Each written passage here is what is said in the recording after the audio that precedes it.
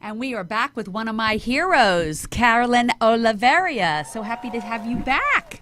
I'm ecstatic to be back amongst one of my heroes. Well, I tell you what, a lot of people know, but we're going to remind them that you are the first Latin American female GM in the country for Honda.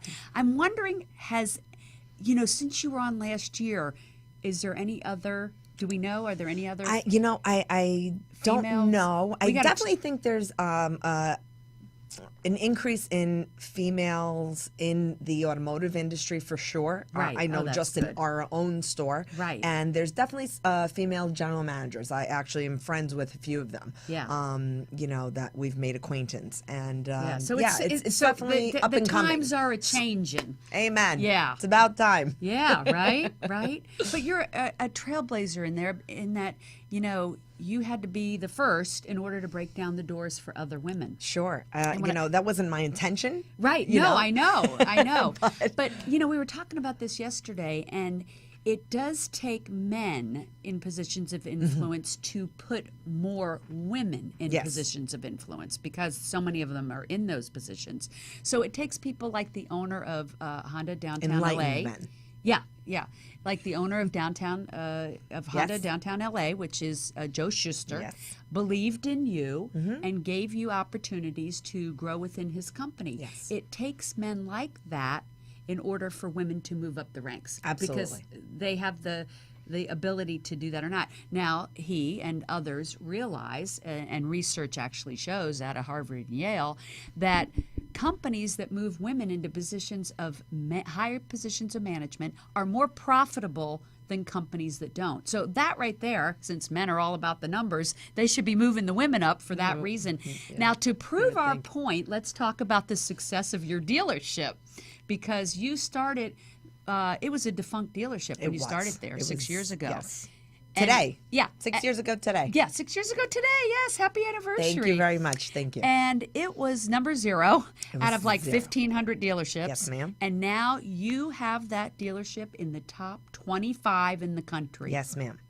Yes, ma'am, we do. Amazing. It's not just me, obviously. It takes a village, as it they does say. take a village, but it takes a leader of the village. Thank you. Yeah. Thank you. So it's been a great run, and we're looking forward to the next 60. Yeah. So now, when you started off in the automotive industry, I know you had no intention or even thought that would be a career. No. But the beautiful thing now is that you're trying to let women know that the automotive industry is a career path they can go. Absolutely. And that it's a lucrative one and one that they could really enjoy. And I know you're giving opportunities to women at your dealership in downtown LA for everything from service, service techs, to sales, to what other positions are in a dealership? I mean, there's accounting, there's sales, there's parts, there's service. There's so much. That so many moving wheels. So many moving parts. And really, it's across all the departments, and there's women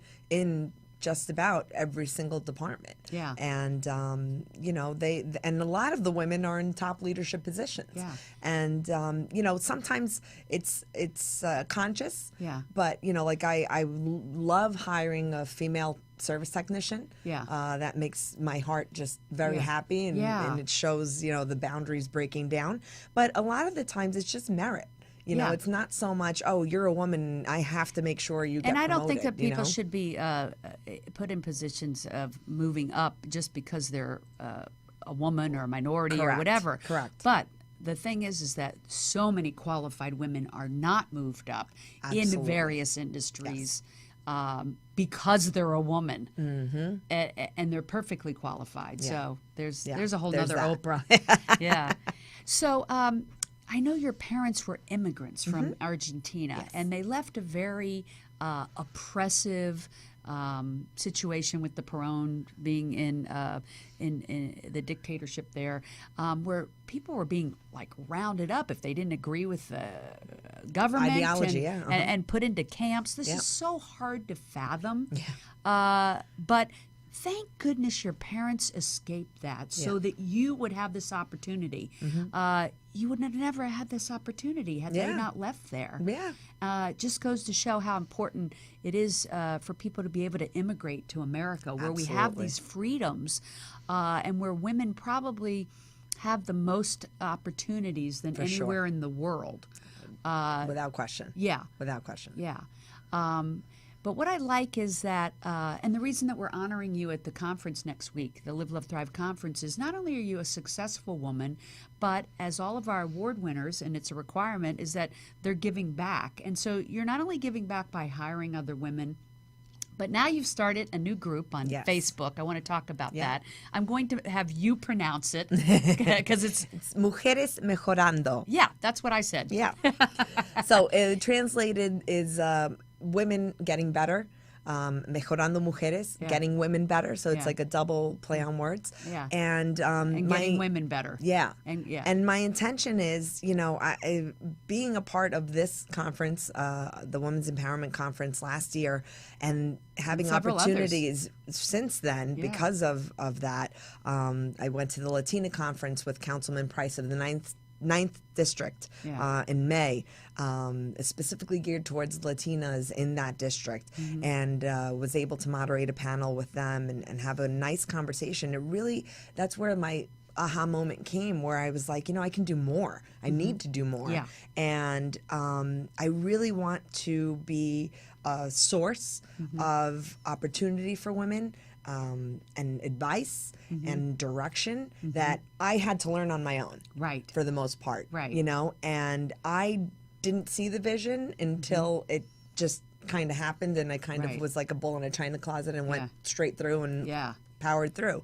And I want women to know that if they just, you know, focus their energy and their direction, they can do it. And there's a path and an avenue, and there's people to assist. And I know you said you had one of the guys in one of your departments this week say to you something about fear. You know, about fear, and how did you, and you know, not realizing, you know, he's realizing now with what's going on in the news how difficult it is for women to be at the top. So if someone is at the top,